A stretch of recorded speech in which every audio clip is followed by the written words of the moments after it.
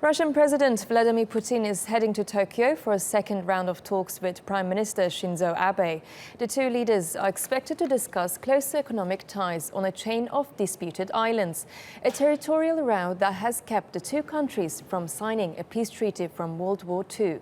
They will be negotiating the return of what Japan considers its northern territories, islands claimed by the former Soviet Union. Mayu Yoshida has been following the Russian president's visit. She joins us now from Tokyo. So, Mayu, what do we know about the discussions so far? Thanks, Aisha. Well, the leaders first started off with a friendly conversation in Japan's southwest prefecture of Yamaguchi. Japanese Prime Minister Shinzo Abe said he was happy to welcome Mr. Putin at his hometown, while Mr. Putin mentioned that he's looking forward to take a dip in Japan's traditional onsen hot springs.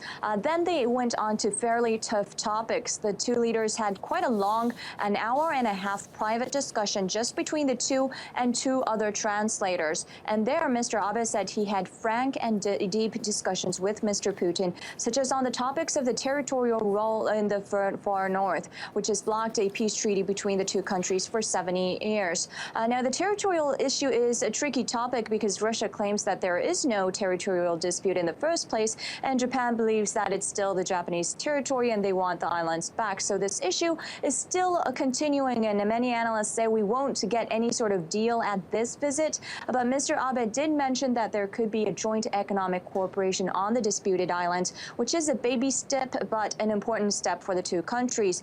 Tokyo is hoping that this economic cooperation on the disputed islands could break the ice on the deadlock territorial dispute in the future. On the other hand, they also talked about the situation in Syria. Mr. Abe told Mr. Putin that he was very worried about the humanitarian situation in Syria, while surprisingly, Putin answered that he'll work with other countries to settle the problem in Syria. Aisha.